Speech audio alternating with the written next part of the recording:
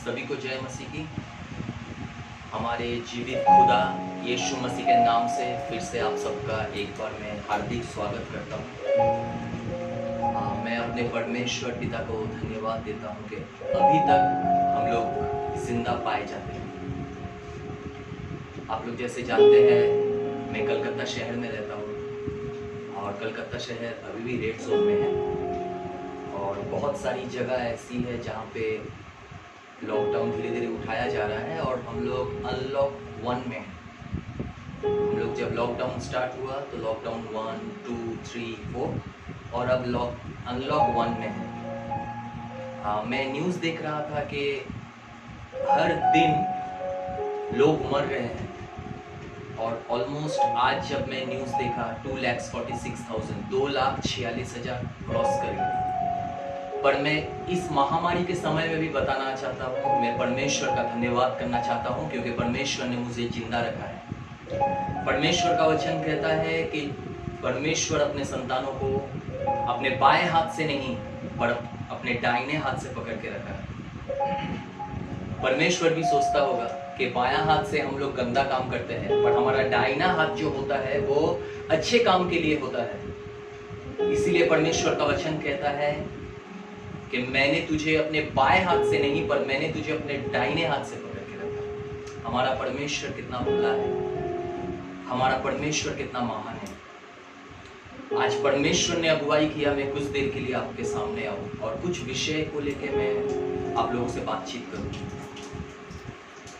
अगर अभी हम लोग दुनिया में देखेंगे चारों तरफ इंसान के पास नौकरी नहीं है, बहुत इंसान भूखे हैं, इंसान के पास खाना नहीं है, इंसान मर रहे हैं, चारों तरफ समस्या ही समस्या है, प्रॉब्लम्स ही प्रॉब्लम्स है। लेकिन मैं आज बताना चाहता हूँ इंसान का सबसे बड़ा प्रॉब्लम आप लोगों को पता है क्या है? इंसान का सबसे बड़ा प्रॉब्लम ये नहीं है कि उसके लाइफ में प्रॉब्लम है। इंसान का सबसे बड़ा प्रॉब्लम ये है कि वो अपने प्रॉब्लम को बहुत बड़ा करके देखता है।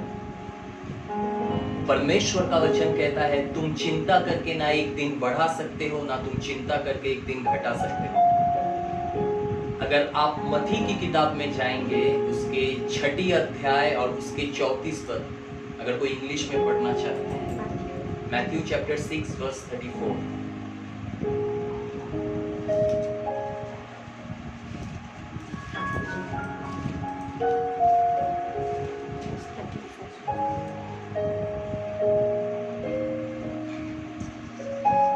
Therefore, do not worry about tomorrow, for tomorrow will worry about itself.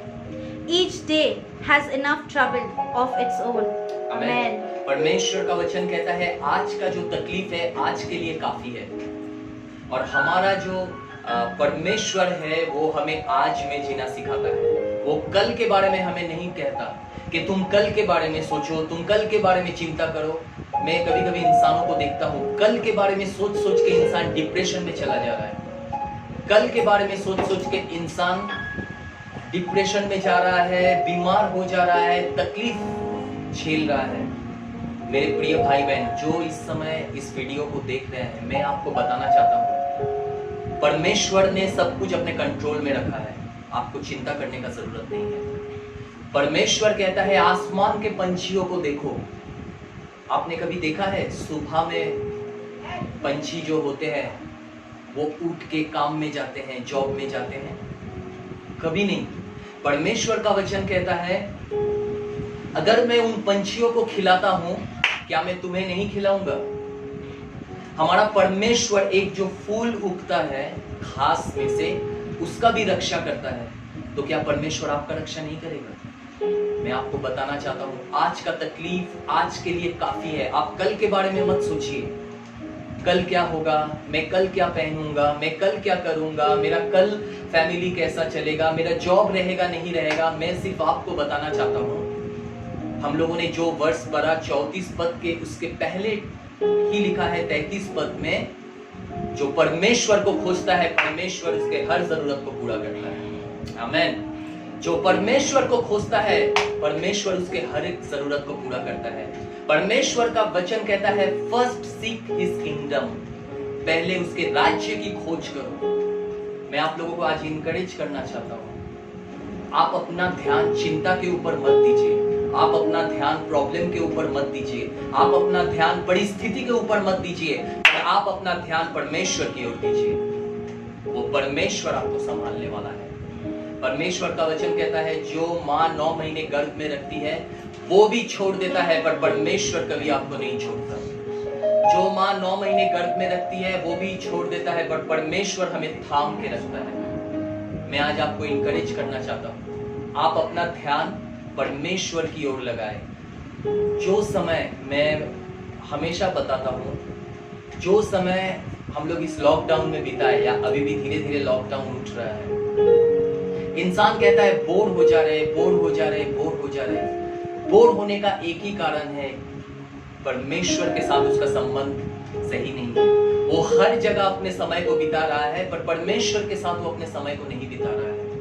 मैं आज आपको बताना चाहता हूँ, मुझे नहीं पता आप बीमार हैं, आपके पास जॉब नहीं है, आपके जीवन में कोई तकलीफ है, मुझे कुछ नहीं पता, पर मैं आपको बताना चाहता हूँ एक ही बात, फर्स्ट सीक हिज किंगडम, पहले उसके राज्य की खोज कीजिए, पहले उसके राज्य की खोज कीजिए। परमेश्वर हर एक जरूरत को पूरा करेगा, आपको चिंता करने का जरूरत नहीं है। हम लोग बाइबल में एक जगह पे पढ़ते हैं, जब चेले नाव में से जा रहे थे और यीशु मसीह जो था वो पैदल पानी के ऊपर से चल रहा था।